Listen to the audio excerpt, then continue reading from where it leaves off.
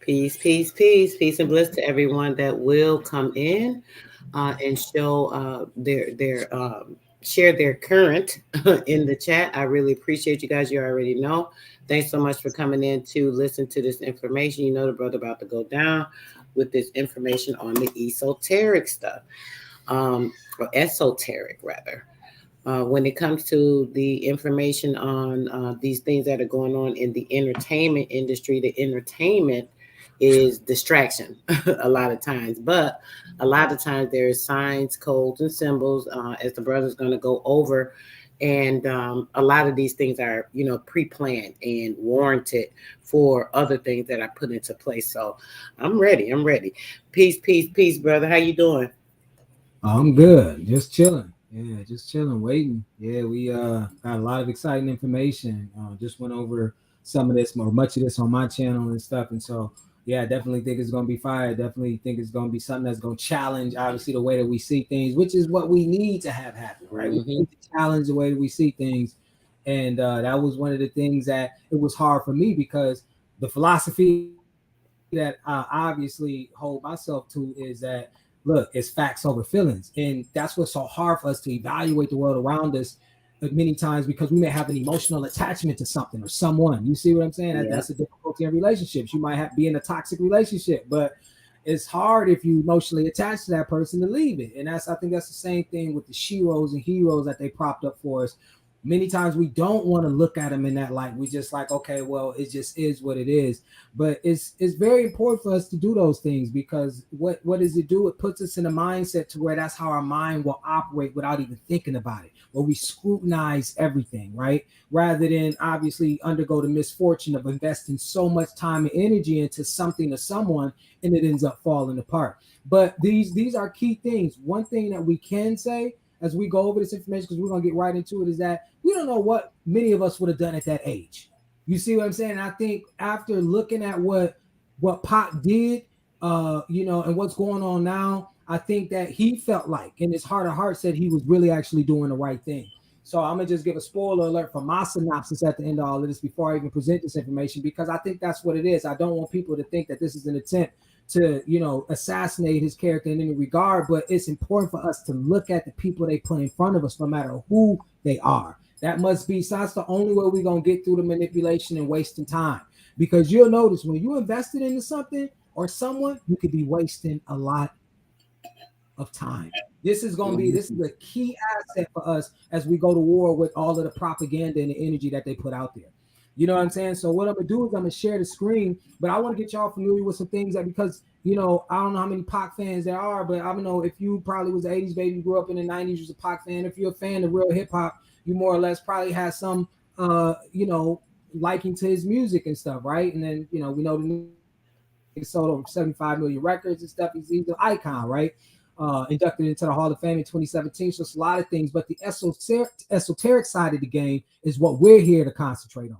You know what I'm saying? And so I'm gonna share a couple articles with y'all that's gonna bring a lot of this out, and we're gonna look at some still shots because I wanted to pull up a video, but of course we can't play his music for all the obvious reasons. But we're gonna take a look at some still shots of those videos. And yeah, Kelly Green says signs and symbols. Oh, we about to get into it deep today. This ain't finna be no run of the mill operation. Remember, we don't waste time here. We about to go, do some mind blowing stuff. First, what we want you to get to understand was we want to show you the esoteric symbolism even behind the name. I'm pretty sure some of you are familiar with the fact that Tupac was named after Tupac Amaru II. Tupac Amaru II was a Peruvian revolutionary. We're going to pull up the articles. We don't like talking from the side of our neck. We're going to build this brick by brick, people. So let me go and present this. Let's see. That's not a video.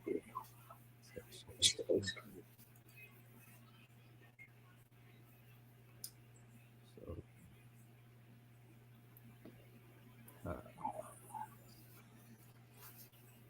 all right, yeah, so here we are. So is that Right. up on that sharing, sis? Yes, there it goes. Okay.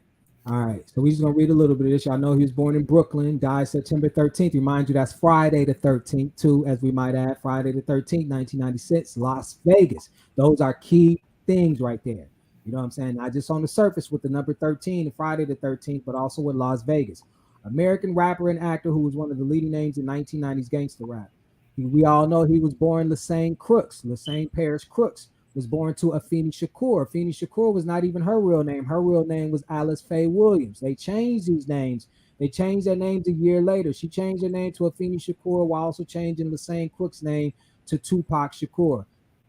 A member of the Black Panther Party, and she renamed him Tupac Amaru Shakur after a Peruvian revolutionary Tupac Amaru II. So I just wanted to substantiate that. You know what I'm saying? Because we're gonna, like I said, we're gonna build this the way that it's supposed to be built. We got all of that. Let's see. All right, so we got that. So what I want you to know now is when you take a look at the Tupac Amaru II was a Peruvian revolutionary, and he named himself after, he thought he was the great grandson of Tupac Amaru, who was the last Inca ruler. Now, what's interesting is that essentially you could say that Tupac was named after Tupac Amaru, the last Inca ruler, because that's who Tupac Amaru II was named after, right? Because that wasn't even his name. He did that to evoke the spirit or energy, you know what I'm saying, of the Inca rulers. Because remember, Inca rulers were considered the deities that represented the sun. They were called the son of the sun. That's what their title was. They were called the son of the sun. Now, Tupac Amaru, the last Inca emperor, Tupac Amaru II, and Tupac Amaru Shakur, they all were executed publicly. And Tupac Amaru, the last Inca emperor, was assassinated around the same time Tupac was in his 20s, publicly executed. You see what I'm saying? Underwent an assassination that way. Now, so there go the heavy symbolism in that. You got to understand the power of evoking names. If people are familiar with the series H.P. Lovecraft Country, which is based off the books by H.P. Lovecraft, it talked about black magic going against white magic. These are very powerful things that our people don't want to see because we're constrained by religion, and we need to understand, like, look, somehow you got to have the strength to look at these things without thinking you're going to be influenced. Just so if you don't want to know the truth, by all means don't. But this is right out here in front of your face, and mind you, this gets deep. So this is just surface level stuff, but we're obviously, like we talked about, we're just laying the groundwork. So, you know, like we know, he was named after these leaders, who all died violently publicly. You know what I'm saying? And then not to mention that was that warrior spirit against Spain. He also died in Las Vegas. All right, so remember these things because this is going to be real key into decoding the symbolism. So I want you to commit that to memory. Friday the 13th, which we know is that, you know what I'm saying, that number, and also he died in Las Vegas. This is key because if Tupac had any knowledge whatsoever of where he was going to die, which, mind you, a lot of people, impression that they had of him, regardless if he was a fan or not, you knew that he was obsessed with death. He was like, man, this dude is pretty young to be obsessed with death. I mean, he gave you every inclination that he knew he was going to die, was thinking about dying. Death was a big part of Pac's, image. You see what I'm saying? So this is key as well. So what we're going to do now, is we're going to go to an article, bring up another article. So we're going to show you how deep this really actually gets. Let's see. Because I'm going to frame this now. What we're going to show, this article right here. Right, Jeremy. Hail Mary. Right. Oh, yeah. This ain't even listening. We finna show you. Okay, so this is, we always, like I said, we take pride in showing you things that you haven't really came across yet. You know what I'm saying? So we're gonna go to this article right here. This is an article that was published September 7, 2019 by Seth Rogovoy. All right. Talked about Tupac, who died on this day in 1996 at the age of 25. May seem an unlikely candidate for consideration in our page. He didn't die on that day. He actually died on September 13th. All right. So this dude, you know how cocky they get. That's when he was shot. But the point is that this dude, he talks about Tupac's Jewish connections. You know what I'm saying? Not that he was a Jew himself, but his Jewish connections.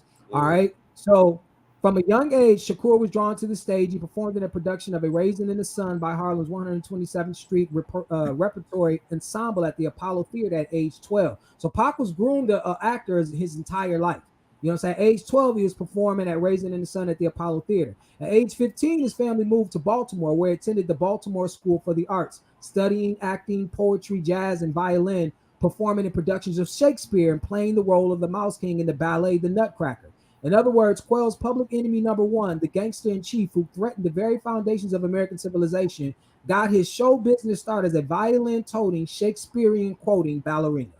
So that's what he says. I didn't get mad at how he put it. Most of us would, but they love to throw in this stuff. All right. So at age 17, Shakur and his family moved to the Bay Area. Here, Shakur, already an aspiring rapper, met the woman who would prove integral to his career in artistic development.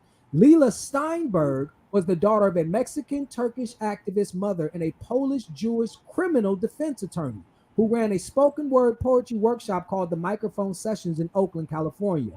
Steinberg was raised, as she put it, surrounded by the workings of the justice system and took a front row seat at the personal tragedies and socioeconomic pressures that turned so many at-risk youths into hardened felons. In Shakur, she clearly saw the very embodiment of her life's work, a real-world blend of urban street life, political activism, cultural literacy, and natural talent, with the charisma of a born star. This is the point that you got to take from this article. The two hit it off, and Shakur moved in with Steinberg's husband and two children, with Steinberg serving as a mentor and manager until the point where his career required more professional oversight. The two remained close friends until the end of Shakur's short life. So how many people were aware that Shakur, at this time, like we said, he claimed, he's selling drugs and all this different stuff. Maybe he was, but we know that this is one part of his life that he didn't talk about, which was him being involved or being raised by a Jewish family, or managing his career and mentoring him. And we know these people as handlers. How do we know these people as handlers? We're gonna go into some real deep symbolism.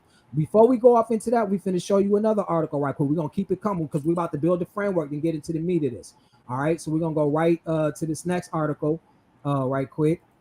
Real quick on what you just on that, brother. Another thing that reminds me of when it comes to the sitcoms, I did a build on this about a year ago, and that Drummond family with taking in the two boys. That story of Tupac you're sharing is kind of the same thing. He took in the two so-called poor boys. There's a lot of symbolism with that, but yeah, that's crazy, brother. Oh yeah, them sitcoms, yeah, they do. Yep. Yeah, because Hollywood, man, that's one thing we got to realize too. That's why I make an end statement after I say all of these things, because this is all deep. Like this stuff does, man, it runs extremely deep. And much of what we see on TV could even be real. You see what I'm saying? Because that's how deep the rituals go. Like how many stuntmen get killed, in movies and stuff. Look at what just happened with what's that? Alec Baldwin. He literally killed that person on the set of his movie. But we know this happened to Bruce Lee's son. So it's like we can't keep looking at these like, damn, a lot of people actually died making these movies. Yeah. You see a lot of people actually, like, remember Halle Berry confessed to having sex in Monsters Ball. A lot of people actually do these things to evoke the spirit and the energy for the film. That's right. So sacrifices is involved. You can't expect that what you see in the movie fake because they all have you participating in the ritual. You see what I'm saying? So, well, yeah. So we definitely gonna go into that now. As you look, you see, Tupac eerily predicted he'd be murdered at 25, according to hip hop legend Smooth B. Okay, Tupac had a premonition he would die young, which he vocalized multiple times in his music, as he raps on the 1995 single "If I Die Tonight" for Me Against the World. One of his verses says, "I hope they bury me and send me to my rest. Headlines reading murder to death. My last breath." I think everybody remember that line, but he takes it a step further on "Only God Can Judge Me" when he says, "Flatline, hit a doctor standing over me, screaming I can make it. Got a body full of bullet holes, laying here naked, still I can't breathe." So they go on quoting these verses. I mean, obviously this shit is, we know this verbatim. So what it goes on to say is that, speaking to the Art of Dialogue in a recent interview, Smooth B talked about his friendship with Tupac, and he said he was well aware his days were numbered. The 53-year-old MC recalled staying at a swanky West Hollywood hotel and having Pac show up at his door while he was getting a massage. Tupac noticed Smooth B had a few photos of his children scattered around the room and asked, "Is that your kids?" "Oh man, Smooth, that's beautiful. You're a great father, man. These kids is a lucky man. These kids is lucky, man." That's what he said, excuse me. Smooth B replied, "You'll make a great father," but Tupac said, "Nah, I ain't gonna be no father. I ain't gonna be around long enough to have no kids." Smooth B asked how old he was at the time, and he said 23. He said, "Nigga, I'm telling you, I ain't gonna live past 25." He continued. Now, when I was younger, I used to think the same thing. So when he said that to me, I said, "Yo, my nigga, no, listen, no." Because at the time, I'm 28, almost 30. I said, "Nah, it don't go like that. Trust me, I used to feel the same way." That nigga just looked at me with a dead ass stare and said, "Smooth, listen, I already seen it. I know how I'm about to go out, nigga. When that shit happened at 25, I was floored. I was fucking floored. Tupac died on September 13th, 1996, 6 days after he was shot near the intersection of East Flamingo Road and Culver Lane. He was 25. Now, this is the point we're gonna go right to this article because we're gonna just keep it running right quick because this is real important. Now, this is the guy right here who had done Tupac's. He drew his artwork. Mind you, Tupac was into Renaissance occultism. Mm-hmm. You see what I'm saying? This is the Makaveli album. Remember Prince Makaveli? He died. When he died, the guy who wrote Prince Makaveli. This book was not released until after his death. Tupac's Makaveli was not released till after Tupac's death. This was supposedly, they said it was supposed to be an underground album, but we know it wasn't. That was not part of the design. It became a commercial album. And this is the guy who actually did this. Now, when you look, you see the Renaissance symbolism. This is all Renaissance art. And this is Tupac on the cross. You see what you did get an opportunity to see, and we're going to show even more of a close-up because we got the guy who actually painted it. You're going to see a compass, 2 compasses. You have a compass at the top and a compass at the right. And you have 5 bullet holes in the cross. See, most people would think that this symbolizes the 5 wounds to Jesus Christ because obviously he's mocking Jesus Christ, right? But then he gives you a disclaimer at the bottom. He says, in no way is this portrait an expression of disrespect for Jesus Christ, Makaveli. All right. Now, you see the wound right here under his right chest. Now, when Pac was shot in Vegas, he had a wound to his right lung. His right lung was taken out to stop the bleeding, so to speak. You see what I'm saying? So you have these five gunshots in the cross. 1, 2, 3, 4 right here, and 5. But there's only 4 holes with the moonlight coming out of it. Remember, Tupac Amaru's name is the name of the last Inca warrior who the warriors, the kings represented the son of the sun. They were sun deities. That's what their name was about. You see the moon symbolism in the moon light going through the cross. This denotes obviously heavy symbolism, Illuminati symbolism, because like we told you about solar and moon entities and energy. Y'all seen the vampire movies and all of these movies with moon symbolism and stuff. Pac also denotes and shows you the double symbolism where he lets you know he's going to be sacrificed at night. Pac died got shot at 11:15 that night on September 13th. So also, you have the shrubs right here. You might think this is of no consequence. This is how deep, this is how smart Pac was and intelligent he was. This is why all of this shit is deep to me, because Pac was he was a grand occultist himself. You see these meadows right here. This is a meadow with water meadows and stuff. You would think this is of no consequence. But Las Vegas is Spanish for the meadows.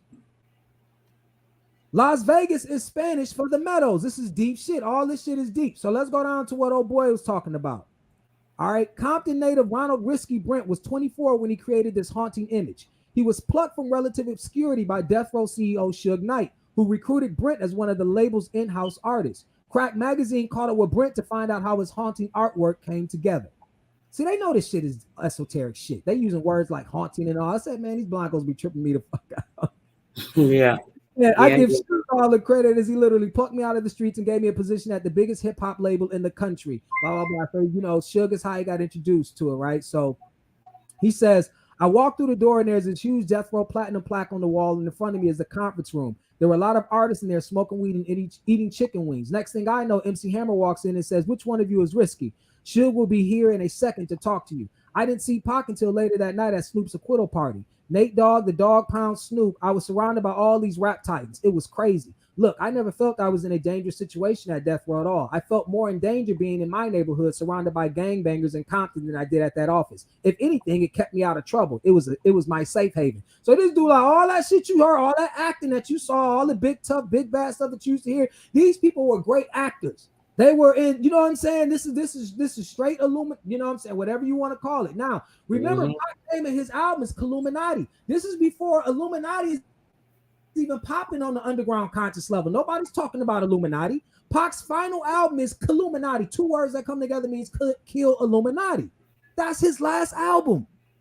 This is 96. People forget this ain't during the internet age and Facebook and MySpace. None of this shit exists. And he talking about kill Illuminati. So you got to see through Pac's work that as much as people see as sellout, he straddled both sides of the fence because he felt like in his heart of hearts, especially based off the conceptual framework in the book Prince Machiavelli, it talks about how a prince may have to do certain things just to get his point across or to feel like he's doing a good work. So Pac was real deep off into the esoteric stuff. Matter of fact, when he was at the Baltimore School of Arts, people would talk about how he stayed in the library. And his favorite book was Prince Machiavelli. All right. So this dude was by no means an he wasn't no slouch. All right. So we're gonna go on. It says he was only a year older than me, but Pac was big homie. He was so generous and a crazy workaholic. I remember when I went to his house and Pac had his table set up where he would write. It was surrounded by these opulent red curtains, like the grand cubicle he would concentrate at while writing. It wasn't an area you would expect a rapper to write at because Pac wasn't very regular. It looked at more like what James Baldwin would write at. When Pac would write, it was like he was putting blocks together. The lyrics just poured out of him so quickly. Then he goes on to say, being in the studio with Tupac, he would speak a lot about feeling like he was being crucified by the media and being blamed for things that he didn't have any control over. The concept for the artwork was all his, with the different cities on the cross showing he was the most hated wherever he would go. His crucifixion was supposed to be a statement about race and what it felt like to be young, rich, and black in America. The 7 Day Theory was originally going to be his underground album. Pac predicted the rise of mixtapes was only going to sell it only at the mom and pop stores, but that's all a lie.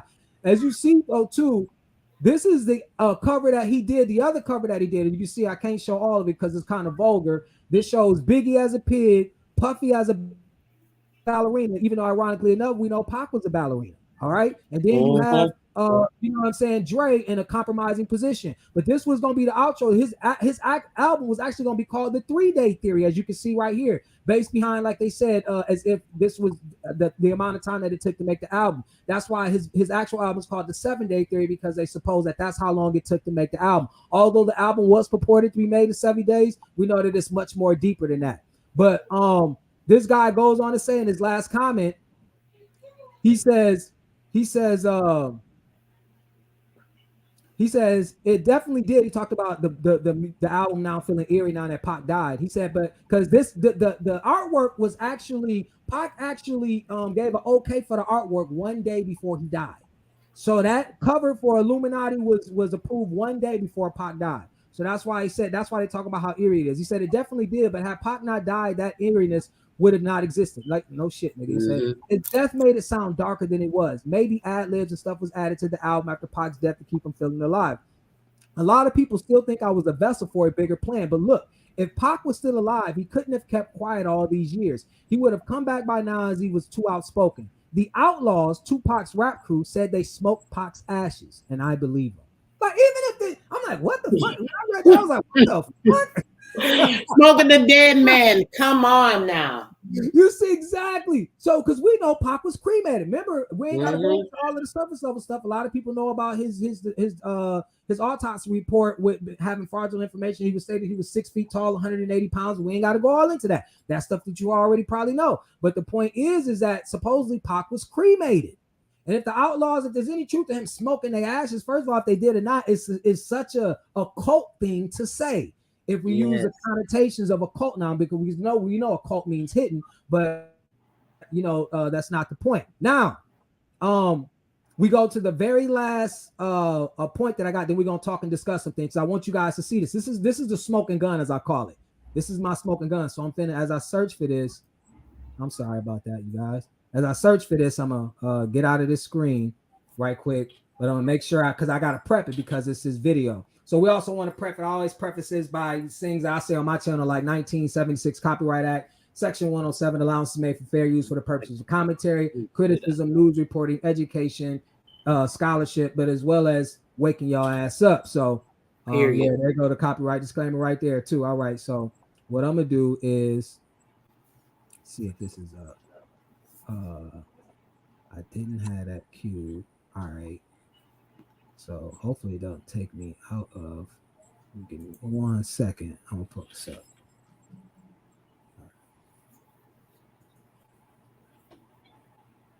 All right.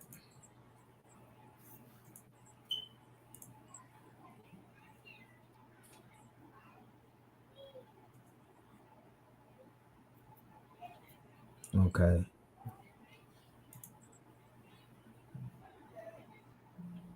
All right, so we're gonna look at this. We gonna I'm just queuing it, you guys, right quick. I'm just queuing it right quick because I'm gonna do some screenshots. All right, because I'm gonna keep it right here. Now, this is gonna be powerful, you guys. It's gonna be real powerful. So I'm gonna share my screen in a second. It's gonna be powerful right here.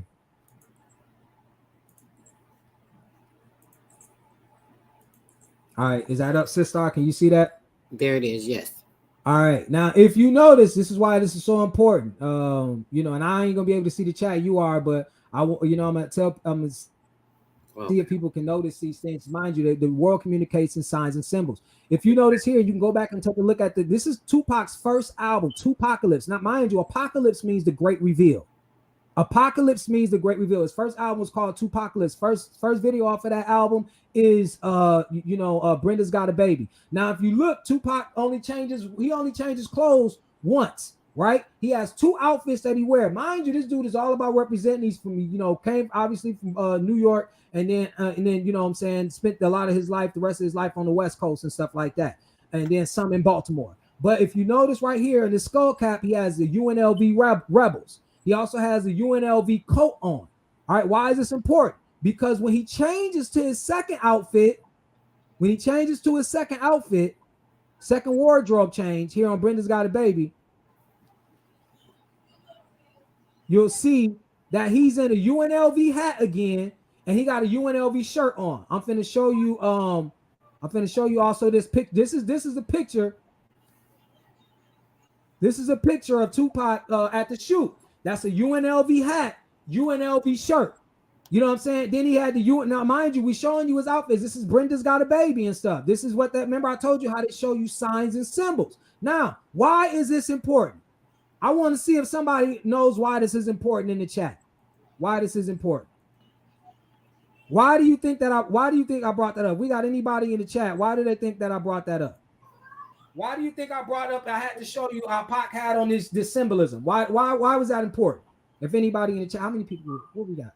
You got anybody in the chat right now? I'm looking at I'm looking, brother. No answers. No answers. So the reason why that's brought up is because UNLV is in Las Vegas. UNLV is in Las Vegas, brothers and sisters. Now one can say, oh, it's just a coincidence that Pac is wearing a shirt and clothes where he got murdered in. You see what I'm saying? That the basketball team was #1 at the time. I wonder how they became #1. That's never a coincidence because these sports play into that too, whether you know it or not, brother. Yeah, exactly. Remember we talked about that's how they passed through the witches. We talked about the Oklahoma Sooners, but no, what we're saying is that, mind you, that's where Pac died, was in Las Vegas. Pac dies in Las Vegas. So if you are to rap shoot and somebody keep putting you in the same type of Pac understood that, and some people say he was a rebel. But remind you, the rebel is because of Vegas. Thank you, Victor Carmichael. That's what I'm looking for. It's because it's in Vegas. Vegas, that's literally the hospital where Pac died at. Suge took a U-turn to go to the university hospital that's ran by UNLV. The exact same school. The exact same. Thank you. What's the chances? Come on, y'all. It just plays itself out sometimes. You just gotta pay attention. You see what I'm saying? Because a person can make an argument, oh, he just wearing UNLV, but you switching both outfits and make sure that they zoom up on your UNLV hat. They make sure that they take pictures, show you the UNLV. That was the dude who took that picture of Pac right at the video shoot. The UNLV. You see what I'm saying? And then he starts off in the UNLV puff coat jacket and the UNLV Scully. That's too much. That's overkill. That's straight overkill. And so when we realize that he was killed in Las Vegas and people have all these discrepancies surrounding it, you know what I'm saying? It's just the symbolism, Sin City, right? There go the symbolism too with the Christ figure that he had, because that's also showing you and connecting that he was going to get killed in Las Vegas. It was that's called double entendres when it comes to symbolism. You see what I'm saying? He was showing you because Tupac Amaru, remember, he revolted against the Spanish. The Spanish represented Catholicism. You see what I'm saying? They were there for the church. You know what I mean? So it's so many it's so many double and triple meanings and stuff because they're into the occult and they know that most people are symbol illiterate. And so we can't blame ourselves for being symbol illiterate because you know, nobody teaches us these things, right? So we're captivated by a lot of this stuff. But that's what I wanted to show people in terms of you know, understanding that that's how deep the occult goes. Like Pac was fully aware of the occult. You know, Pac was fully, you know, they all the characters that were involved were fully aware of what was going on. All of them.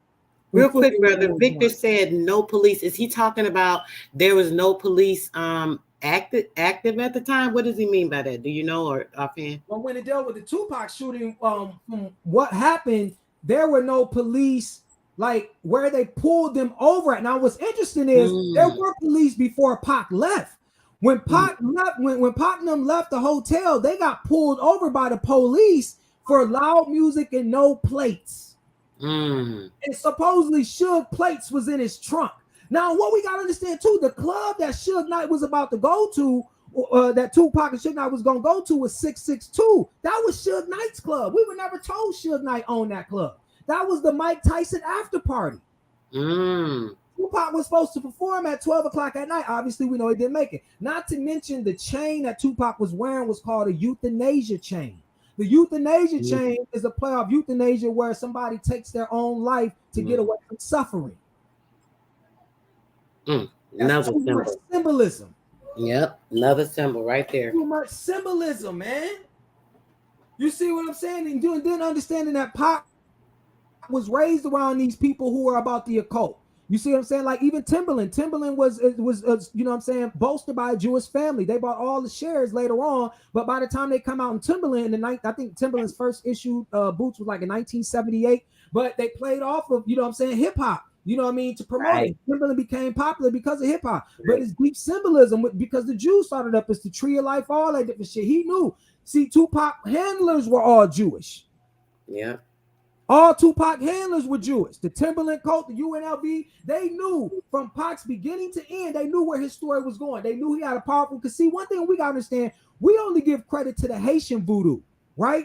We knew how people use voodoo against the colonizers back in the day, and we talk about that. But we don't understand a lot of our people were still doing that. The Black Panther symbolism, that's all Olmec, Mesoamerica. That's Olmec, Africa. That's all the representation of our of a so-called witchcraft, if you will. So Black people are and was using magic. All the Black people that you see impressing themselves into the consciousness of the world, they've used the magic of some kind, even though they may not be conscious of it or not. You know how much you gotta fight. You gotta fight to impregnate an egg amongst millions of sperm cells, and then after you get here, you're fighting for attention amongst millions of people who fought to also, you know what I'm saying, fertilize an egg. So you're dealing with real cosmic energy at its height when you are able to impress yourself upon the memory or consciousness of humanity. That takes a lot of inner work. Even if you was just to go hustle that shit and get it from the dirt, you know what I'm saying? That takes a lot of inner work, because that takes a person believing in themselves, doing the work, working it. You see what I'm saying? So you work in the inner magic more than the outer one, but some people are born in the occult. And Tupac was one of them. His mom showcased that by the changing of names. That's one big occult thing. That's occult 101. You change your name to the energy that you're trying to attract. That's occult. Everybody knows that's occult 101 shit. That's why, if you notice, most people who are in the occult will end up changing their name. Even conscious people end up changing their name. You ain't got to be in the occult. You just know at the bare bones of it that in order for you to encourage a change, you know what I'm saying, to transform, you have to change your name first. You see what I'm saying? So yeah, no plates. Yeah, he had no plates and they let him go. When do you know that? When is that? You know what I'm saying? When have you ever? Las Vegas police? You got no plates. Oh, your plates in the trunk. All right, yeah, whatever. Continue on to your destination. So when he shot, you know, mind you, he gets shot 4 times. I showed you the symbolism. He died from 4 shots. It may have been more shots to go through the vehicle, but remember that vehicle that you saw a picture of was when the police end up stopping Suge as he made a U-turn on Flamingo. Now, what's odd is that this dude gets shot at Flamingo and Koval, but mind you, there's a hospital right up the street called Kindred Hospital. Suge don't go to that hospital. What'd Took you his say? time. So he took his time to say, I'm gonna just bypass here so I can get to the one that's set up so we can so where our plan is. Because see, Yeah, they was waiting on it. exactly. Yeah, Mm-hmm. he like, oh, we got to go to the symbolism. Symbolism got to be in. Yes. And this is the part of making Pac mythical character. Remember, this Shook says, oh well, yeah, Pac was shot, and he was like, yeah, Pac was like, man, you the one who need a doctor, you the one shot in the head, and all of this different stuff. This is the add to the myth of this character because it's a mythical character. You see what I'm saying? That was played by the same Paris Crooks, who we know as Tupac, but they take on these characters. But one thing that I can't say, like I said, in conclusion, after all of this, I can't, I evaluate how it was in the moment too. I take that into consideration. And in terms of the impact that Pac had on my life and how I see things, I felt like from his music, I got a lot of my passion from his music. You see what I'm saying? So for me, from an individual perspective, what I gleaned or got from that character did a lot to help me in terms of how I evoke and inspire my own passion. Because ultimately, that's the whole point of certain messages. Is did you get the message, nigga? Don't kill the messenger. Because ultimately, one thing is we can't put ourselves in the shoes of somebody and say we wouldn't have done that. Some people, when they come from, humble beginnings, and they are born into an occult system, they do only what they know what to do, which is what they've been raised to do. You see what I'm saying? Mm-hmm. The way we become great is by seeing through these things and understanding that the world is ruled by signs and symbols, not by word or law. That is Confucius. Confucius said that. That's Okay. right. All those The world signs is and not symbols ruled are by the exactly. It's not ruled by word or law. It's ruled by signs and symbols. So, when you see these things, especially with Pac was in the occult, he was deep off into Renaissance occultism. He was well read, well versed in his stuff. He wanted to be a Shakespearean actor. That's where that dude. Matter of fact, let me do this right quick. I gotta show this. Right quick, just to show so you the deep even symbol. thinking in what you just said, right? You look at it like him wanting to play the biggest role he could ever play. Yeah, This street rapper come in, he hired, he did, you know what I'm saying? It's like the biggest role he could have ever played, and then went out with that. People want to like exactly. leave the stage. This what do you call it? Exit the scene. Exit the stage because what's that old occult saying? The world is nothing but a stage. All actors and stuff have their entrances and exits. You see what I'm saying? Wow. So we're gonna share the screen right quick and we're gonna show you this stuff is gonna be deep. Watch what I tell you how this is deep because I gotta show this one too. We Um, always talk about the signs and symbols, guys. Y'all know that's the spiritual and mental alchemy that's used on you in all these different ways, especially when it comes to entertainment, entertaining the mind and taking up space in the mind by writing the information on your brain. So now you believe it. is Alchemy. my screen share? Can we see Yep, this? there you go. Okay, so when you look down, it says in the public imagination, Tupac Shakur will be a West Coast figure. California is, after all, where he gained fame as the embodiment of the platinum tongue hip hop star, the feuding, gun-toting, authority snubbing anti-hero. It's where he radiated Hollywood sanctioned sex appeal, stoking tabloid tales that made him a mainstream celebrity. The fact is, Shakur lived most of his life on the East Coast, including 4 extraordinary years in Baltimore. So that's where we got to get to 4 years, okay? Now he meets this guy named Smith. He's real good friends with Smith. So he says, Smith, a talented beatboxer, asked the newcomer if he was into hip hop and knew how to rap. He kicked a rhyme to me, and I was like, whoa, this is crazy. It was really good. He later learned the rhyme wasn't original. It was actually lifted from a Curtis Blow song Shakur knew from New York, which hadn't made it to Baltimore yet. So even though this even seemed harmless, Pac was already off and always acting. That shows you that he was always getting ready to perform in front of real people because he goes and when he first meets this dude, he spits this rhyme to him and says that it's his, but it's not. The dude later finds out that it's a rhyme that Curtis Blow was singing, but Pac knew that these niggas ain't getting no New York music yet, so he got away with it. Whether it was just him harmlessly trying to impress his friend, it still don't take away from the fact that he harnessing his acting power because this is no fool. Pac was on that. Pac was an occult individual. You got to understand that. All right. So it says, we're gonna go down a little bit to get to the meaty part of all of this. All right. So even Smith's family and friends razzed him for befriending the raggedy newcomer because Pac was poor. He didn't have much, right? He said this guy is a cornball. Everything about him is corny. He recalls him saying, "Why are you hanging out with him?" But remind you, we also got to understand that this is also Pac was being taken care of. So his image about being poor also could be manufactured. We got to think about everything. You see what I'm saying? So anyway, if we go on and say, because Pac is an actor by nature, he takes his roles seriously. We're gonna show you and prove you that unequivocally. This is him in Roland Park Middle School, right? That's him right there. That's the Smith guy, and that's Tupac. You know what I'm saying? Right there in that picture. All right. So Shakur, then he auditioned supposedly for the Baltimore School of Arts, right? And it says that hold on, we're gonna go. Okay. So it says that at Paul Laurence Dunbar High School, Shakur wanted to hone his performance skills, auditioned for the Baltimore School for the Arts as a theater major. Smith helped Shakur, who had appeared in a community production of A Raisin in the Sun while in New York. We went over that. Run lines from a scene from his audition piece. We worked on it for weeks, says Smith. You could tell he was destined. Donald Hicken saw something similar. Hicken, who recently retired as the head of BSA's theater department, remembers Shakur auditioning. It was so good, he says, and the first thing I noticed was that he was extremely charismatic. From the very beginning, we all sensed he was the real deal. Okay, so they noticed about this dude, right? Mm-hmm. Okay, so then this guy who goes to Baltimore School of Arts with Shakur, his name is Batsfield. He recalls hanging with Shakur at a friend's apartment and asking what type of actor he wanted to be. And this is what Pac says, quote, he says, a Shakespearean actor, Shakur replied, because you have to be the very best in order to do Shakespeare. Batsfield joked that he could picture him decked out in a ruffled collar and tights. Shakur then struck a Shakespearean pose, and Batsfield, an aspiring visual artist and rapper himself, grabbed a pen and paper and started sketching a portrait. He said, someday this will be a painting called Shakur Spear. Batsfield quipped. They both laughed. And he literally did. So later on, he paints this portrait. This is it right here. It's called Shakur Spear. Look at the Renaissance symbolism.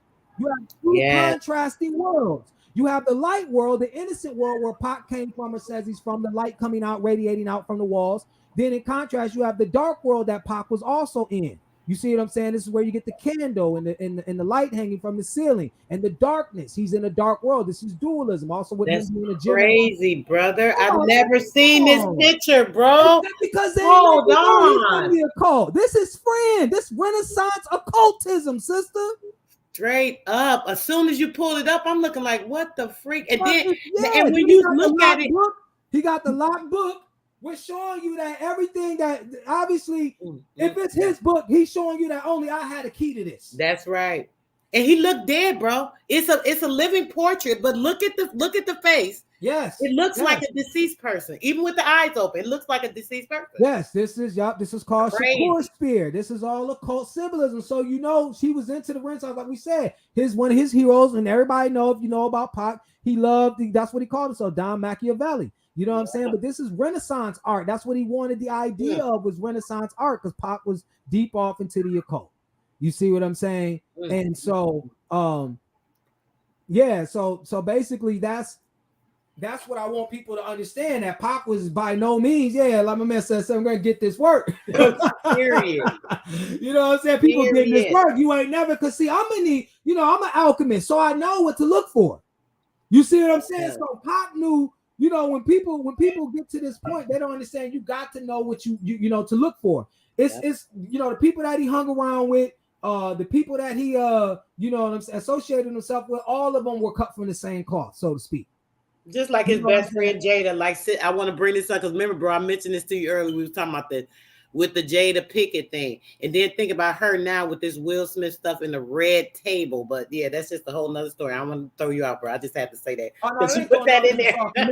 That's all connected because Jada knew what was going on. You see what I'm saying? Jada was involved deep off into it too, because remind you, like we said, when Pac came out with Illuminati or Kill Illuminati, he told you about Puff and Jay-Z and all of them was a part of it. And if you notice, it was an eerie silence. Jay-Z didn't come out and say nothing outright. He might have, they all shot subliminal shots. But if you notice, even I got the Source magazine. Go look at the Source magazine interview with Big and Puff. It's like 2 pages. It's online. And Puff and Biggie was like, I was told by people just to stay quiet. Yeah, because they knew what Pac was going to happen to Pac. They knew what was going to happen to each other. Mm-hmm.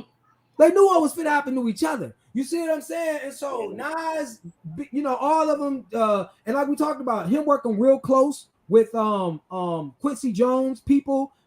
Quincy Jones' grandson, I believe, did a lot of tracks. I think his name was QD3. He did a lot of tracks for Pac and Pac's album. He's one of Pac's post-producer. That was the grandson of Quincy Jones. We also know that Tupac was in a relationship with Quincy Jones' daughter at the time. You know what I'm saying? And so that's where that connection comes from. And Quincy Jones is real good friends with Clive Davis. They do everything, man. They butt buddies. But we do know Quincy Jones has gotten the most Grammys out of any musician, 23.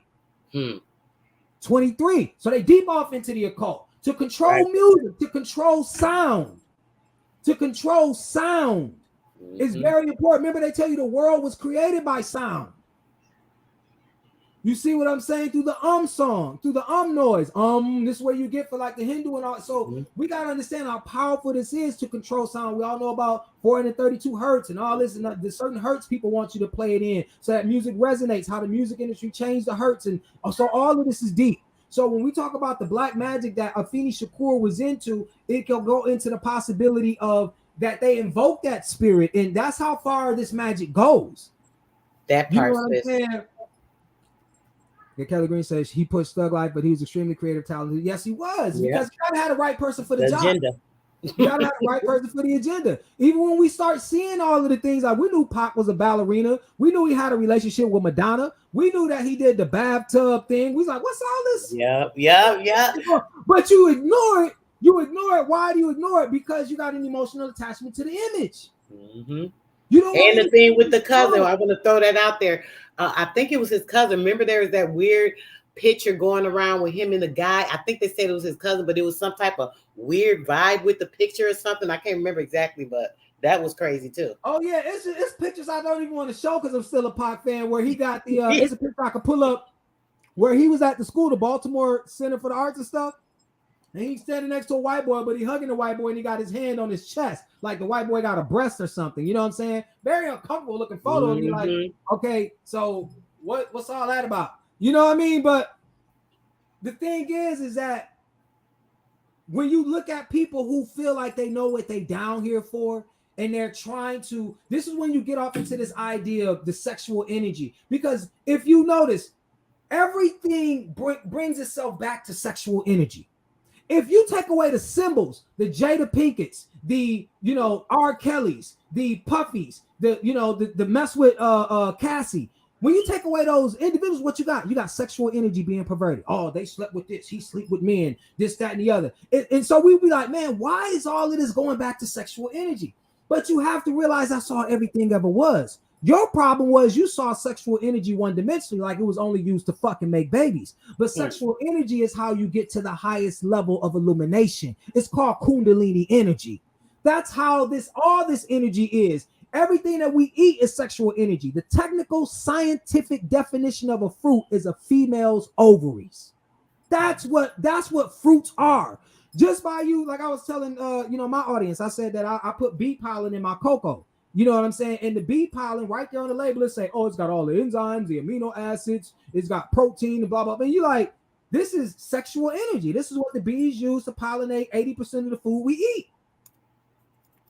You see what I'm saying? So the sexual energy is all around us, and it is us. And the adulteration and the manipulation of sexual energy is the power that the elite yield. And we always be sitting back thinking about, man, why everything always boils down to sexual energy? The woman's sexual energy being exploited, the man's sexual energy being exploited, interracial relations, everything boils down to sexual energy because that is the nature of this realm. So that's what's so important for us to understand. When you take away the people that represent it, when you look and peer behind the veil, you see it ain't nothing but sexual energy being adulterated. You see what I'm saying? And being in an effort to be controlled. Because regardless, we knew that that's probably what it was going. Oh, yeah. See, and I just had to show that because you said that. In all plants, it's everywhere. Mind you, the same study of plants is the same study they use to study women, gynecology. All right, female ovaries, that's all it is. Female, when you smoke in the ovaries, when you smoke weed, that's the ovaries of a female plant. That's why when she gets pollinated by a male plant, she has seeds. And you don't like those seeds. So you call weed without seeds in it Sensimilla. I be telling the guys that, bro. It's something with that. I think is it may have a lot to do with the men and feminism. I talked about this one day. I'm not a scientist. I am a self-proclaimed alchemist because I do this. But when it comes to it, what they call it, what's his name?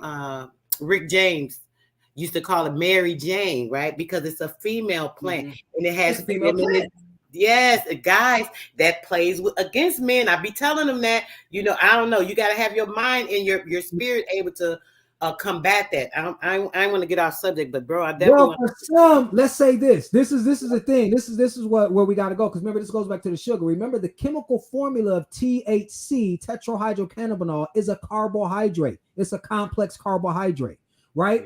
So one thing that we got to understand is that crystals like to bond with one another. That's the basis of crystal formation. That's how carbon bonds. Carbon only bonds in a crystal formation called diamond cubic. This is basic science, basic alchemy. Okay, so reality of it is when you eat other crystals, other crystals that have been genetically modified, or crystals that may not go along with your blood group, because remember, your blood group is nothing but sugar crystals coming off the surface of the red blood cell. All right, so we got to understand, we got to eat according to our blood, our tribal group and all that different stuff. But we got to think about it. That's why they lost all these records for us, so that's why it'd be a hard climb up. But when you talk about the marijuana plant, that's why it tastes sweet, because it is the resin, but she's full of a lot of different cannabinoids. And if your crystal formation inside your own body is wayward because of your own diet, these sugars will not go well with you, because mind you, they will start to turn on and turn off hormones, but they come in there to operate justly, because that's Mother Nature. But when you have your own sugars that you take in from processed food industries, when it bonds, locks, and keys with that food, you're going to make certain hormones. How do we know this is the case? And I'm not just speaking out the side of my neck. Is because they'll tell you, most of your men's, especially for men, your hormones are made from your fat. Fat is made from sugar you store. Sugar essentially is a hormone. That's what sugars are. And so when you look at the chemical makeup of marijuana and stuff, we understand that sugars bond with each other. That's their job. Then you got to understand that the sugars that you put together will determine your hormonal makeup or your behavior. It will then in turn have an impact on your brain and all of this. Why? Because this is what we use to make our DNA. This is what we use in order to replenish our carbon, is this crystal formation, or this crystal network we call sugar. Matter of fact, the Blanco, when he synthesized it or make it synthetically, he call it crystal table sugar. He tell you it's crystals. He don't dawn on you when he make it white and take all the nutrients out of it from your salt and sugar. He don't mind telling you it's crystals. Okay, so we got to understand that this is how important this is, to know that this is the basis of life. In chemistry, this is the basis of life. You know what I mean? So Mother Earth already shows us exactly, in the examples that she gives through plants. And this is why corn was such a big representation for Mayas and the Incas, the Mesoamerican culture, because corn as a plant is both male and female. Okay? The part of the male part releases the pollen, the wind blows it, and then obviously it pollinates the female part of itself. That's why the maize was not only what the Mayans and the Incas and the Aztecs and all of them lived off of, it also was a symbol of balance and creation at its highest order, when you can fuck yourself and make a copy of yourself. Okay. We ain't ready for all of that. See, under the guises and morals of religious doctrine, a plant will be considered immoral just by its sexuality. This is deep shit. And mind you, you are made from this material, this organic material, because carbon is only Latin for coal, and coal is decomposed plant material. Your melanin, over half of it, and the melanin molecular makeup says that it is over 60% carbon or plant material. You see what I'm saying? So that's why we said we got to get out of the way. What we see as ourselves is the way that we were intended to be. You see what I'm saying? We have to work off that energy, because we all have our role, and we know what balance feels like. You see what I'm saying? We know that a woman is a reflection of nature, right? And we don't have to fight about all women aren't all of it. That's a frugal fight, and it's meaningless, because we're going to show ourselves now. Just because black people don't know their worth, don't stop the white man from cutting your ass up and selling your melanin for $500 a gram. We don't care if you are ignorant of who the fuck you are. Period. We know you great. And that's how our system operates. We know that your body's worth hundreds of thousands, millions of dollars in terms of their fake ass money, when we split and dice your ass up. So with that being said, take a look at this. I know you're going to find this. I know you're going to find this crazy. I know you're gonna find this crazy. Oh yeah, bro. Come on. You know I love when you're bringing me something I can just trip out on. Come on, Yeah, come on. I yeah. love it. Ignite the brain. Wake it up. Wake it up. Wake it up. Oh yeah, yeah. We about to listen. Listen. They look. Listen what they doing now. Um, and they have a nerve to call it super melanin. Mm. Super melanin heals skin injuries from sunburn, chemical burns. So shouts out to Lisa Cabrera because she came out with this article first. But synthetic cream also protects. So they came out with this synthetic version of melanin. And they said that mimicking the natural melanin in human skin can be applied topically to injured skin where it accelerates wound healing. This effect could occur both in the skin, so blah, blah, blah. They go off into that. But what the deep part about it is, it says they're talking like they're aliens. So it said melanin in humans and animals provides pigmentation to the skin, eyes, and hair, the substance that protects your cells from damage with decreased pigmentation in response to sunlight, a process commonly referred to as tanning. There ain't no damn tanning. This shit is crazy. The same pigment in your skin also naturally scavenges free radicals in response to damaging environmental pollution from industrial sources, automobile exhaust fumes. What they go on to say is that they got this new synthetic melanin that stabilizes the skin, right? Interacts with the immune system. And they ranting and raving about it. And they're calling it super melanin because they say it's even more powerful than the melanin that we have. But this is the point that I was trying to make to our brothers and sisters. How we got to understand, like I've said this numerous times, is that when they're in their labs, they're not in there for us. You see what I'm saying? And they're also showing you who they are, you know, who they're championing or what they're really doing and what it's really all about. And it goes back to what we were just originally saying, how we got to understand what our place is and our role in this. If we know somebody going in their lab creating the food that's for them, because this is important. If you can't be in the sun, you can't eat the food that's made by the sun. See, we keep thinking of Blanco making this fake food because, oh, that's about money. That's about survival.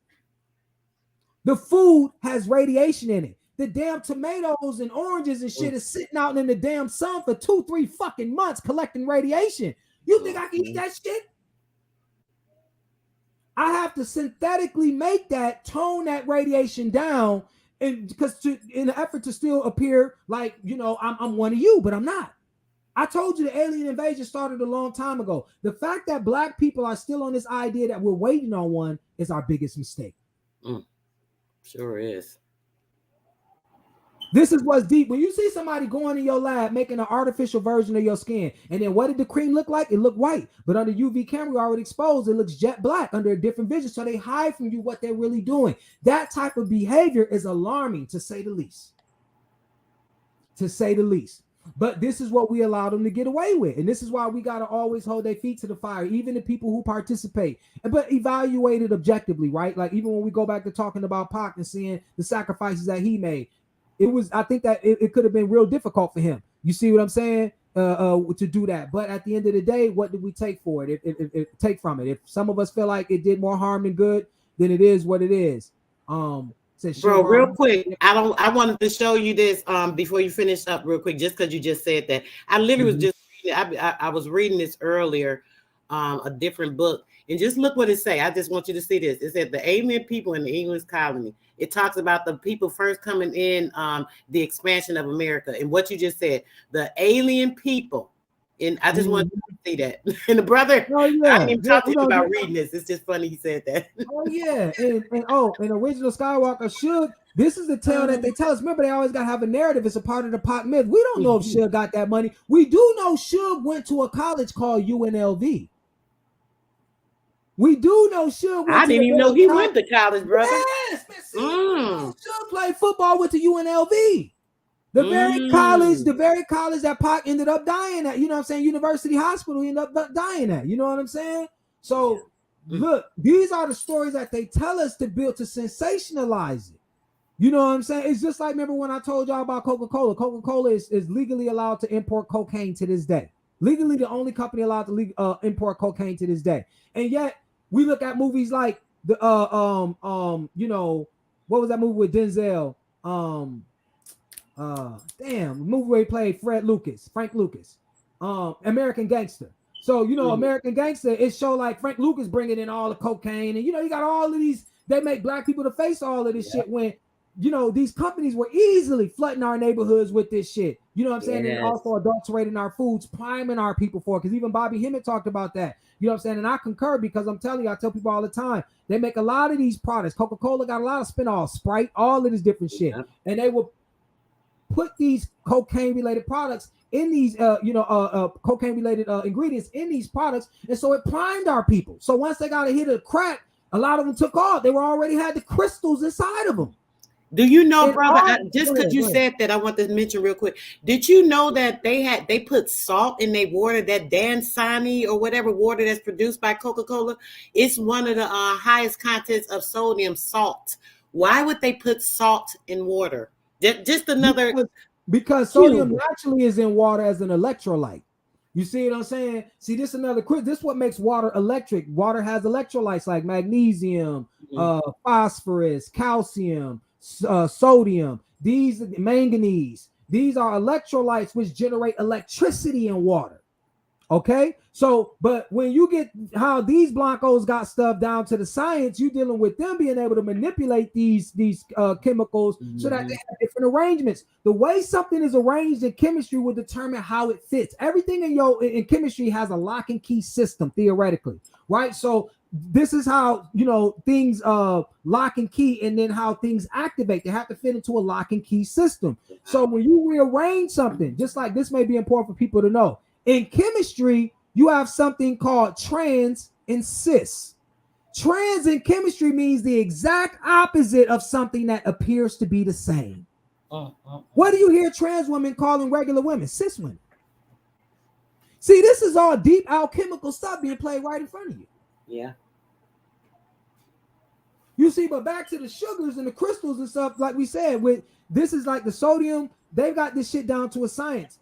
Coca-Cola getting their water locally because their headquarters was in Atlanta. You see what I'm saying? And that's how they get down. They're manipulating the water because they know we discussed this, and you can go see and you can watch an important video on it called The Great Culling, Culling. Salt, not sodium. I'm sorry. Right, Kelly. Just to correct it, I'm thinking sodium, but it has salt in it. And I was surprised. The first time I tried it, I tasted the water. When I tasted it, I'm like, damn, this water tastes nasty. What is wrong with it? I looked at it. Table salt is considered sodium chloride. Okay, so in chemistry, sodium is salt. The table salt is considered sodium chloride. Okay, so when you put sodium with a chloride atom and stuff, you get table salt. And real quick, brother, I'm not real good with that. I want to ask you, baking soda, it's very salty. Is that does it have a similar compound? Baking soda is sodium bicarbonate. Okay, that's what. Okay, so it is sodium. That's what I thought. Yeah, so this is chemistry. You add one, you take away something, it turns into something different. That's the beauty of chemistry. Yep.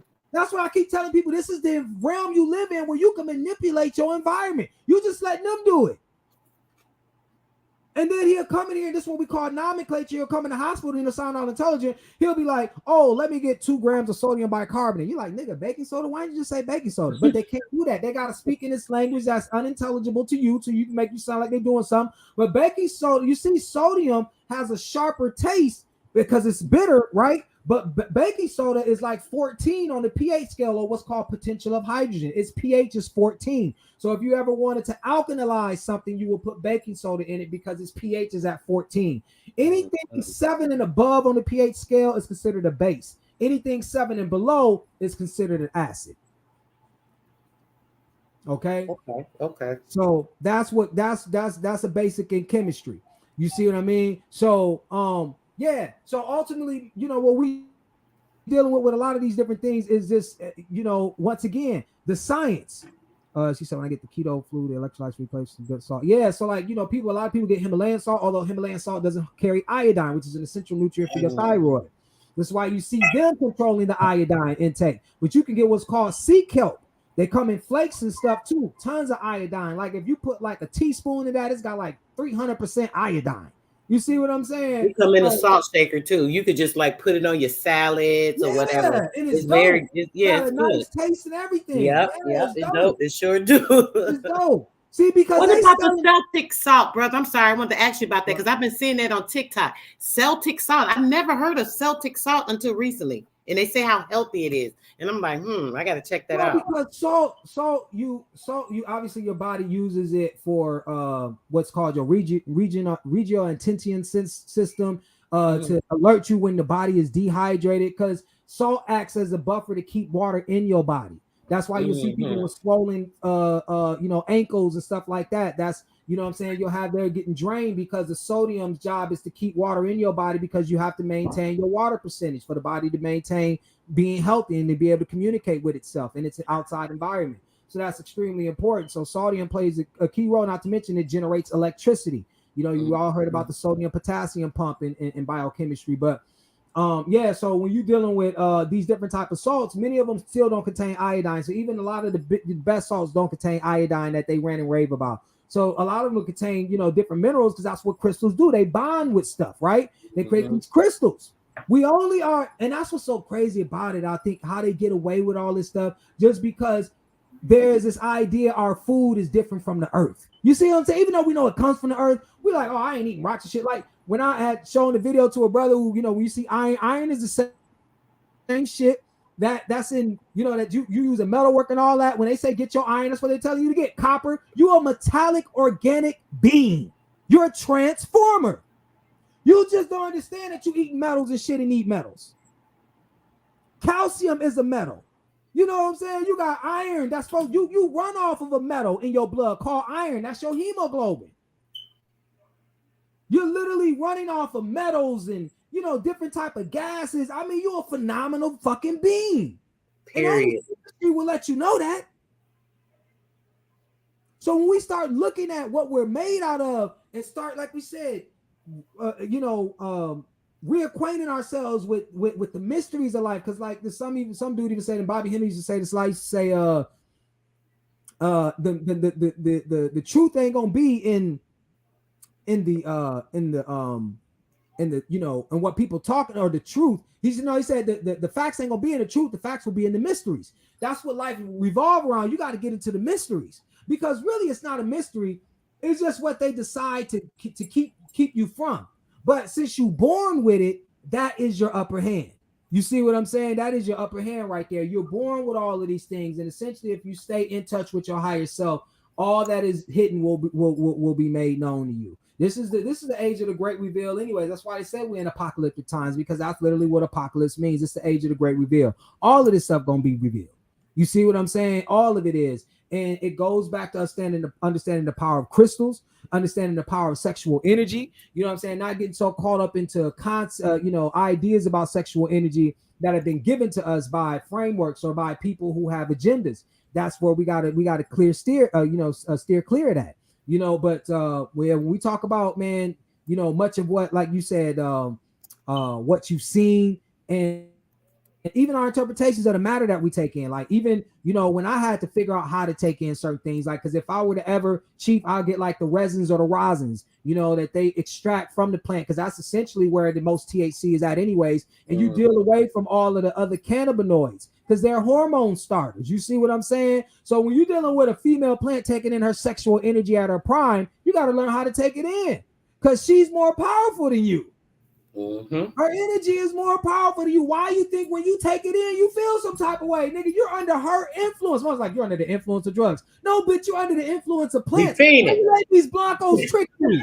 They be fiending. Baby, man. Need that. To where she forced you to grow her. She got you participating in her existence. That's where it was an exceptional book talking about trees and plants. I say how powerful they are, how they get us to do their work for them, because they can't move. So they got us planting them, moving them, doing things for them, because they only live a certain while anyways. You see their lifespan. The whole purpose of that marijuana plant, as she survives, is to bring about the next generation. You see what I'm saying? We have the benefit, as beautiful as our experience is, to experience our interactions with life and other people, and to take enjoyment out of it as we go through the procreation process. You see, everything else, it seems like it operates off of instinct, but human beings have the ability to experience these things, look on the outside, observe it, have a higher level of consciousness, so to speak, as they always say. You see what I'm saying? So that's, like I said, that's why it's extremely important that we get this stuff straight, that we get this stuff lock and key, because we don't want people to continue to direct us on this path where we know it's really all about mastering our sexual energy. And when people sit up there and they get turned off from it and all that, you'll remain in your last stage. Now, and I'll prove it to you with this evidence. When you're in your sexual prime, your 20s, 30s, you know what I'm saying, and you out there, you can do the most damage. What does society make it seem like you are? Whores. Niggas is, niggas is man whores. Everybody, doing wayward stuff. But soon as you lose it, soon as a man is going through male menopause or a woman going through menopause, they come to you like, oh, you're dying, right? You want some hormone replacement therapy? Now you begin to realize you're older, like, hell, this energy was keeping me alive. Mm-hmm. Now the Blanco put it in different terms. Oh, is your libido low? Now he talking about libido. Now he reframes sexual energy. Now that you're not a threat, it's a good thing. Now that you're not a threat, take some testosterone. Get your testosterone levels up. Take this Viagra. Oh, you can be a sex addict then. When you're not working off your own energy, when you're working off synthetic energy that this motherfucker can master in his labs down to the damn molecule. When he could put nanoparticles, nanotransmitters and all, man, bro, stop playing. Stop playing. It'd be a bad, like Bobby Hemmings said, nigga was a bad invention. Last thing you want to be is some goofy ass nigga running around here thinking you can trust this Blanco. You know what I'm saying? That's right. Yeah, it is what it is. And we talking about collectively what they built up. I mean, we know ain't everybody like this, but we talking about the system. The system is the one that's thriving. The system is the one that's keeping this in check. It ain't individual powers that's going to be able to dismantle this thing. You know what I'm saying? If it comes crashing down, it's going to be because of a collective effort, or it could implode. Could be a result of people in the inside taking it down. Regardless, we know that it's not designed to last forever. So where do we stand? We want to stand on the right side of history, where we made a preemptive strike to say, you know what, I'm going to learn as much as I possibly can and I'm going to be serious. It's the difference between this. If you were working out and somebody said, okay, I work out because I like to have a nice body on the beach, right? And then you got another person who said, I work out because I had somebody whoop my ass yesterday or a couple months ago and I ain't getting my ass whooped again. Who do you think gonna work out more? The person who just want to work out for the beach or the person who got their ass whooped? You see what I'm saying? So right. How you the one that don't want to get that ass whooped again. They own it, bro. They ain't gonna miss a day. Hey, listen, they in that gym lifting weights, lifting other people, lifting the gym equipment. You know what I'm saying? Okay. they take it because you don't want to stuff for that same fate no more. So, which means how you see something will determine how you react to something. Mm-hmm. That's why it's so important that we had these discussions, because as long as we think we're gonna have a few people come save us, I mean, think about how in love people are with the savior complex. When Pac died and all of those different things, it put a hole or a void in a lot of people's lives. You see what I'm saying? Shit, hell, the outlaws claim they were smoking the nigga ashes. So I mean, if you these niggas crazy. Gross. Like, come on, bro. That's a smoking cannibalism. Like, what even makes you think I won't put Pac inside of me to smoke the essence? Like, come on. That's some type of possession and weird stuff for real. And where have we heard this shit before? Nobody said none of this shit, but I guarantee you it'll come out a lot later. You see it because they like to do this incrementally. They like to do this shit incrementally. They know how the masses is. You give them a little something, show them some breadcrumbs here. You said they said a little mouse poking out his hole and shit. They know people gonna follow the cheese and shit. You know what I mean? So, but right now we have an opportunity to see it when we have achieved a higher level of awareness, and a higher level of awareness was achieved because what? We decided to detach ourselves from these individuals with our emotions and evaluate what they did as what they did. Now, when we look at everything, we can say, oh, you know what? Maybe I can or cannot understand what they did. But the beautiful thing is, you know what the fuck they did. You're not sitting back like, oh, it was a mystery. He was a myth. They created a myth. Because just like he became a myth, Tupac Amaru II was a myth, was made mythical, as well as Tupac Amaru, the last Inca emperor. You see what I'm saying? And so to go along with that myth, they were all executed publicly. You see what I'm saying? They all died publicly. You know, and then the thing with him, brother, with him, the thing that we all Is he still here? Oh, that's good. It was fake. It's like he's a mystery that will never, nobody will ever forget him, because it's always, is he here? Did he really die? Is he around? Is he this dude here? All these things that it just keeps his energy or spirit or that nature alive. Exactly. And you'll see the same thing with Tupac Amaru II, who, a lot of revolutionary militias in South America had named themselves after Tupac Amaru II. You see what I'm saying? And then obviously we know Tupac Amaru, the Inca warrior, who was beheaded in front of his people. They worshipped his head while it was put on a spike. They was worshiping his head. You see what I'm saying? So yeah, you see. So it's like, remember, but he was seen as their representation of the sun. He was the son of the sun. Mm-hmm. They worship the sun. You see what I'm saying? So here come these moon people, and they, but for whatever reason, like we talked about, that's how strong the connection is. So we could say with people, like we say, well, how was they so enveloped and so engrossed in this person? Well, how did people become so engrossed in Tupac? You see, some people just have this magnetic draw to them too as well, and this power. If you notice, one thing that was the motif in all of the descriptions of Tupac was that he was charismatic. We know he had a strong charisma. That's what they look for. Can a person have a personality to draw someone in? That's a very powerful energy.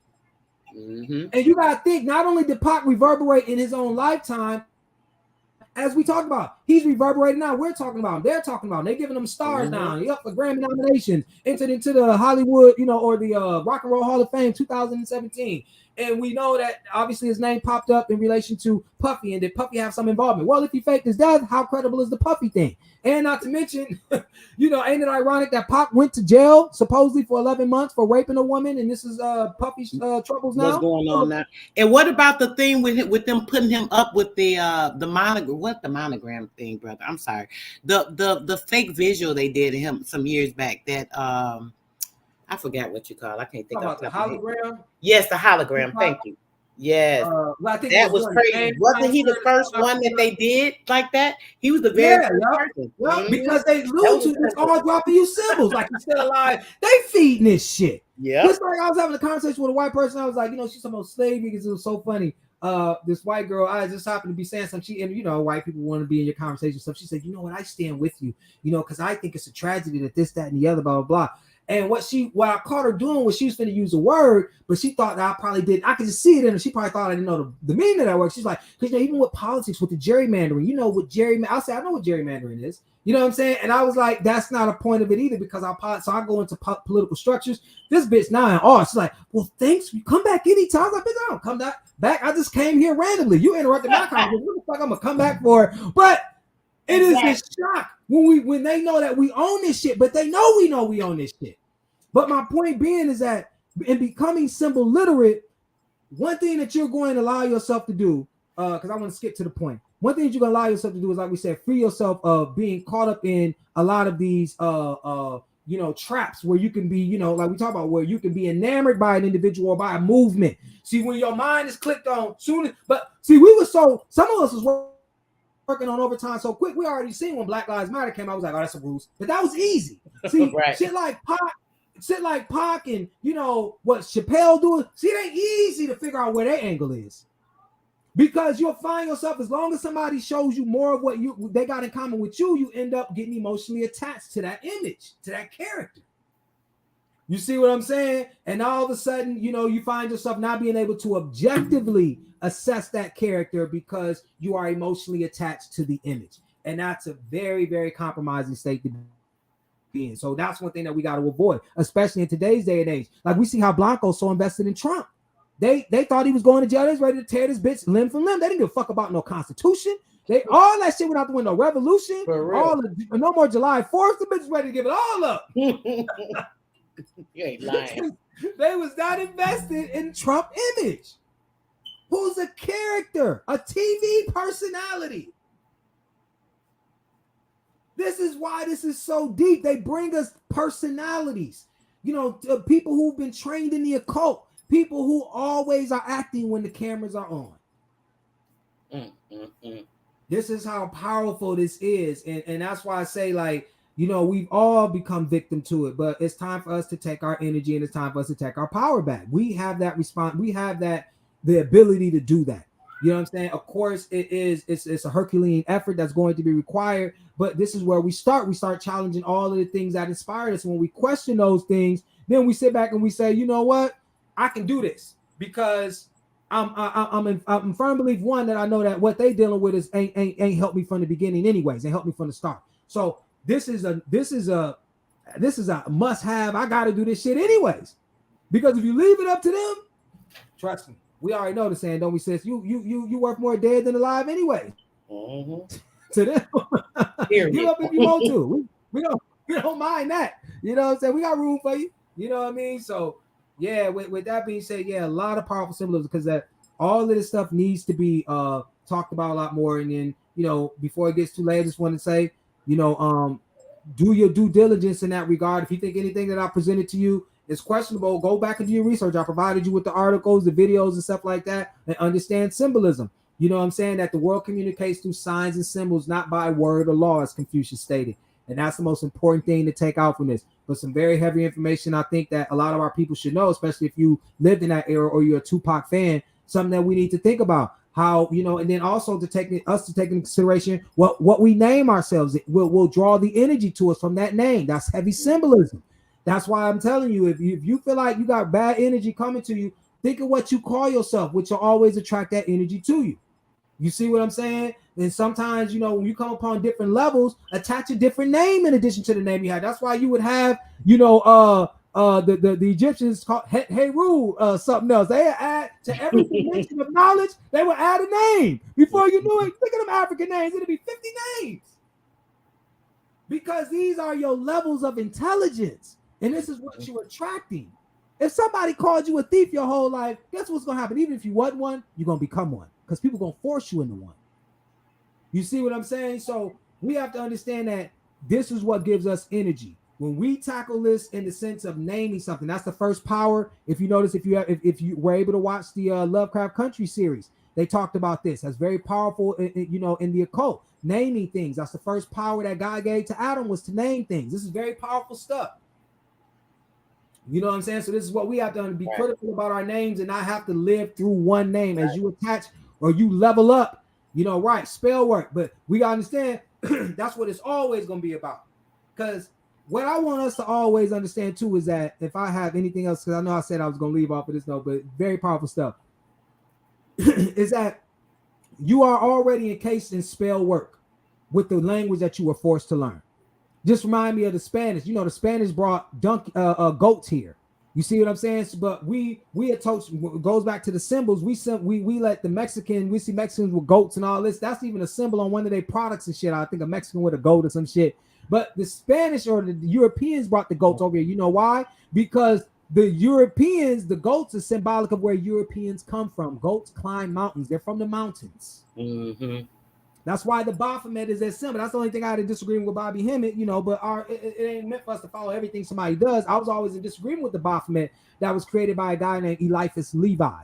He was a French occultist. Mm-hmm. Okay? And remember, the pentagram used to be a symbol that warded off wizards and witches and shit, but they used the inverted pentagram, and now you associate the pentagram with wizards and witches. Craziness of it all. To ward off wizards and witches and shit. Yep. But the goat is symbolic also of the god Pan. Pansexual means to have sex with everything, not just little boys, girls, women, but animals too as well. That's what a pansexual is. So the Baphomet goat is pansexual, as well as representing or symbolically representing where they came from, the mountainous regions and shit. So all of these key symbols, that's why we got to be careful what symbols we endorse. I talked to you guys about my audience about the black sun. Hitler adopted the black sun. That's, you know what I'm saying? He a lot of people didn't realize that, the order of the black sun. So when the United States went to war with Japan and obviously Germany as well, or the axis of evil, Japan and Germany and Italy, but Germany and Japan was worshiping the sun. Hitler had a black sun cult, and the Shinto religion of Japan, they had a sun goddess. And then here you had the United States and European powers who went to the moon. They're moon people. Here goes the moon and the sun warring again symbolically. You see what I'm saying? So, but remember, with symbols is about all who take the power. Matter of fact, when you research through the ADL or Anti-Defamation League about the black sun, they say, oh, it depends on the context. We don't recognize it as a hate symbol. So you shouldn't. Even the ADL, the Jewish League, is telling you don't associate this with a hate symbol, even though Hitler used it, because they knew that Hitler got it from ancient people. See, the swastika, we know that's all ancient shit. But anybody can use these symbols for power once you get here. That's why you fight to get here. Why you think it's such a deliberate and conscious thought by Mother Nature when a woman is ovulating to pick the right egg to be here? She ovulates sometimes thousands of eggs a month in her peak years, but yet only one egg passes through or gets fertilized more than likely. So this is all deep stuff. Yeah, but on that note, yeah, I appreciate you guys coming out. That's really all I got, Sis Star, and I hope they enjoyed what I presented. Yes, I definitely did, brother. You already know, always do. And yes, guys, anything that if you guys could make sure y'all go follow my brother. Y'all know I always say that let's make sure we supporting him. He gives out like awesome information. Of course, his channel's been pressed down on. When you bringing out truth, light, and information, they're gonna do that. He's lost his channel that had like what you had like 6,000 subs before, bro. Yeah, I was on 7. Yeah, got close to 7. Wow. Yeah. Took this, they was like, he getting out there too much. We rocking and rolling. I was averaging at least, and I was averaging like 100 subs damn near every 2 days. So it was was rolling. Yeah, it was rolling big time. And like you said, even still to this day, like you know, they still don't for you would imagine for people, because it's under the same name, HERU HAINUS. So you would imagine that they would send out a video, because they've had it obviously would be more than somebody had. Right. Anything else you click on it, like, oh, you might enjoy this because you looked at that. Like, come on now, if they got me, if we're subscribed to my old channel, why don't you send them? But it is what it is, man. And it's funny you said that. One of the brothers I talked to the other day, he was telling me, he was like, "Oh, Sister Soul, I appreciate you putting me on to Bishop Gators, who was another brother. I try to make sure they get some of that information. I don't agree with everything he said, but he definitely put some good info out and let you see the symbols and all that." And then with you, he said, "Oh, and the brother HERU HAINUS." He said, "Oh, I shared it with my friend." And he said his friend was so excited, brother. I meant to tell you this too. He said the friend was so excited. He was like, "Oh man, where he been? I ain't seen this brother in a minute. I haven't found his channel," or something. He said, so he probably has thought about it. Look for your channel. From what he's saying, the friend must have tried to find your channel and couldn't find it or something, because he said that he was subscribed to you and he didn't know what happened to you, and he was glad that the brother had put him back on to you. So just so you know that it's still being pressed down. That's probably why it's not like snapping like that. My channel too, I'm the same way, bro. Sometimes I'll get a spurt of a few people, then it's like so they do that. They don't want you to put no truth out, so they're gonna press you down. That's why I push you every time I can. Yeah, and I sure appreciate it, because then we know like it's gonna be a time for it. Some things ain't gonna be able to stop. And then we also know that appreciate it, Kelly Green said thank you for the presentation, no doubt. And a lot of times what it is that there are a lot of people viewing, but they ain't gonna show you the numbers. I even seen that with a few people channel, like it'll say they got 400 or 500 people in the chat, but then right after it's viewed, it say it only had 300 views, or they won't show all the people in the chat. You see what I'm saying? To discourage, this is all a part, because they know that this is human beings are emotional beings, right? And it takes a lot to remain steadfast and be like, okay, well, yeah, I don't care if it's 2 or 3 people in the room. It ain't everybody meant to get this work a lot of times anyways. And no matter what, we know the Blanco can't stop the old axiom that states, when the student is ready, the teacher will arise. We just talking about the energy. When our energy is connecting with each other, because we all got something to teach each other, when that happens, it's nothing they're going to be able to do about it. You see what I'm saying? And so, on that note, they can continue to keep doing what they're doing, but I know it's going to reach the right people. And the growth will continue to keep climbing, and before you know it, we'll be right back, if not more, surpassing where we were beforehand, and onto even greater stuff, in my opinion. So because I'm telling you, in a minute, this language gonna be mastered, and we'll be doing podcasts in Spanish and shit. You know what I'm saying? So that's how hard I'm willing to go. I'll tap into a whole new fucking language group with my people and get the rocking off that way too. That's how we do it. So there's nothing really gonna stop this at the end of the day. You just got to transform yourself, and it's demanding. This is where that evolution comes from. Like when they set them demands, don't look like, oh, all is gone, because no, just force yourself to work harder.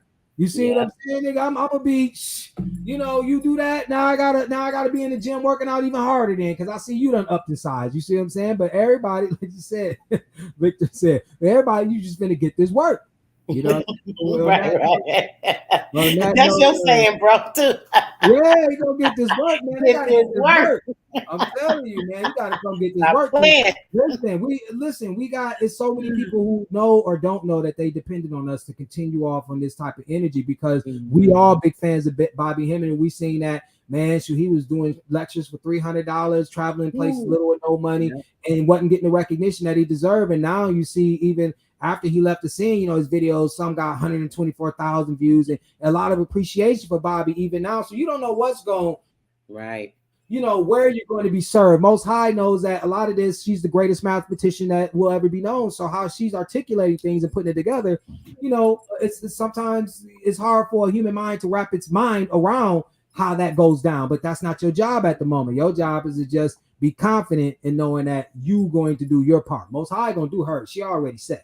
So you got to do your part, and that's a part of that is this, you know, doing the hard work and also detaching yourself emotionally from influences and things that we claimed inspired us to where we can move forward, right? And know what, you know, and focus on ourselves, because the more we got attachments in artificial matrix, the harder it is going to be able to move forward, because this is an inner journey, not an outer journey. So that's all before I go on and I run off on the tangent again. Well, I'm gonna show y'all a few things before we get out here. Just a few minutes, guys. I want to show y'all some pics. I want to remind y'all, like what the brother was saying, even with the puffy stuff that's going on, right? I mean, this is yeah. Listen, I don't even care about it. And every time I pick up YouTube and turn it on, that's one of the first things that's pop up with certain other things. It's so disgusting.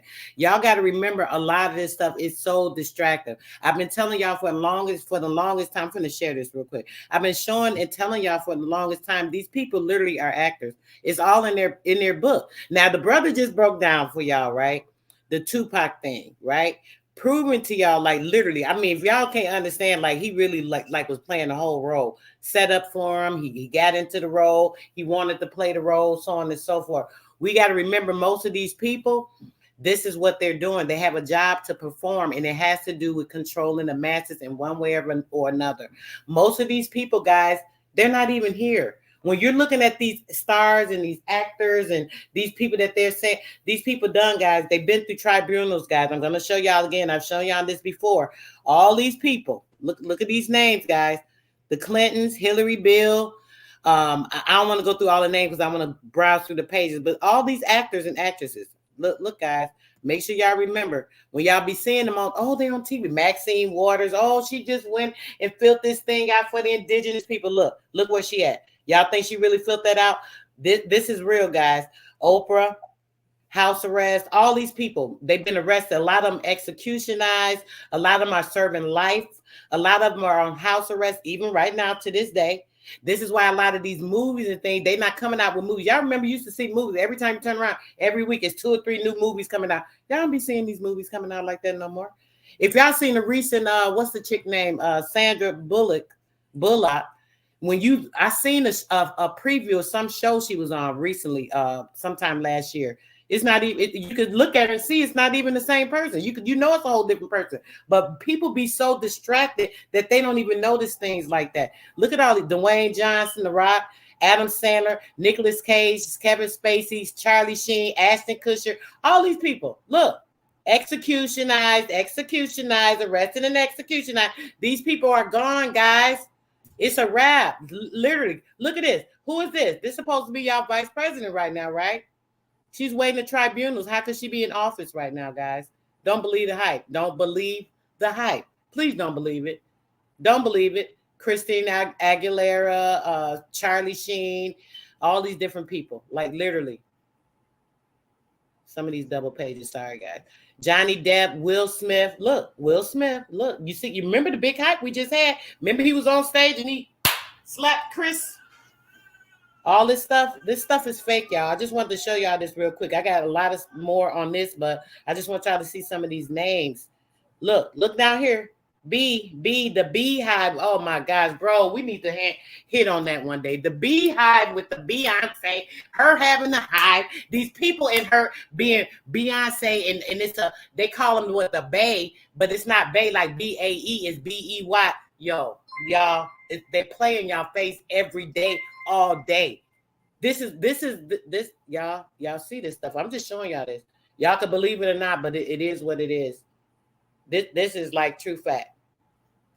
Yeah. Yeah.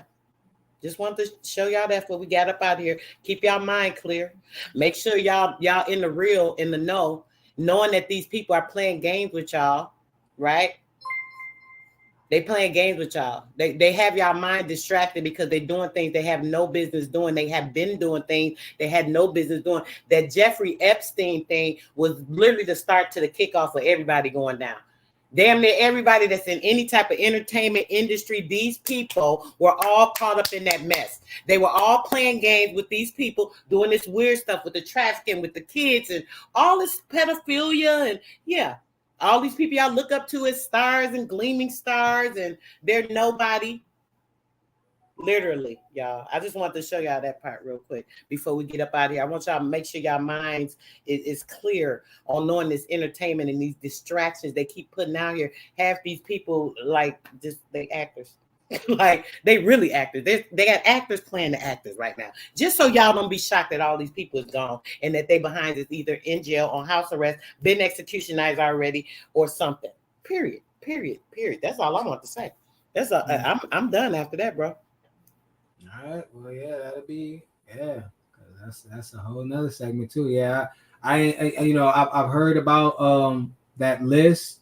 I've never done any research on those things, but yeah, even the way that it's operating, that the system is operating, it does put a lot of things into question. I mean, it started with Jamie Foxx and then the movies, and then he's in the movie talk about that clone Tyrone, and then people was wondering if that was the real Jamie Foxx that came out of the rehabilitation center. And so I mean, and then we know about Gucci Man, and we've seen different versions of seeing like Dave Chappelle, and so there's a lot of accusations running around, like it's truth is stranger than fiction. We will say that we do have to know that the system is very strange. So a lot of things that kind of shake our belief system always has us like, oh, that couldn't be true, but you've already been told you're working with a devil system.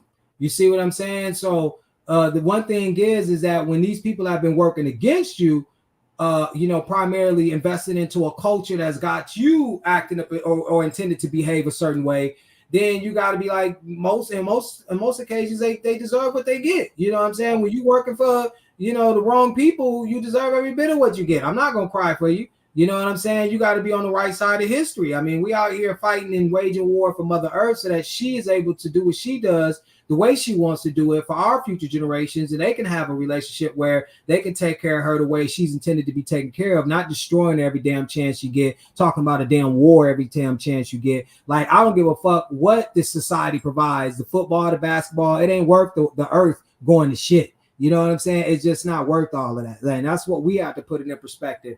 How fast and how strong are we willing to act? You know what I'm saying? This just to show you that the world is operating through signs and symbols. And when you get deep off into your own work, then I guarantee you, it's you're not gonna be afraid of the so-called powers that be, because you're gonna be working with the, the real shit. You know what I mean? You're gonna be working hand in hand with the woman, with the female energy and male energy as well, because she's both.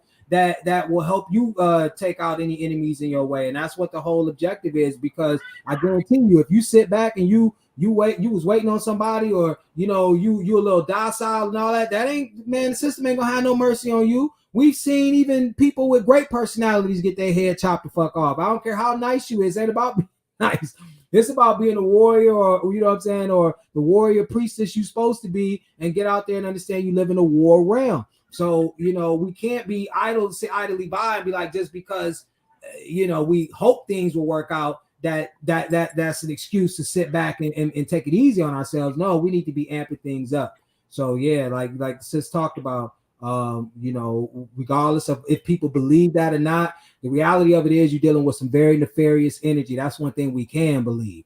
He said in Django, that you can believe, because it's some evil people out there. Like, even if they don't get punished for their crimes, what they was doing deserves punishment. We know what they was doing. We know about the blood they was drinking, the blood they was letting, and the people they got hell to pay. They got hell to pay, and I'm not gonna cry about it one bit, man. You got your debt to the ceiling. and somebody got to pay. You know what I mean? So yeah, we leave it at that. I leave my commentary at that. But yeah, sure appreciate it, sister. I appreciate you too, brother. I'm sorry, I was stepping away getting something for this baby. No, you I good. appreciate you too, brother. Everybody, thank you guys for coming through. Y'all already know. We appreciate the brother, and we'll look forward to the next build on some great info. Peace, love, and bliss to everyone else, everyone that did come through. And y'all have a peaceful evening. Okay, stay woke, stay indigenous, stay proud. And that's about it, guys. We out. Peace, love, and bliss.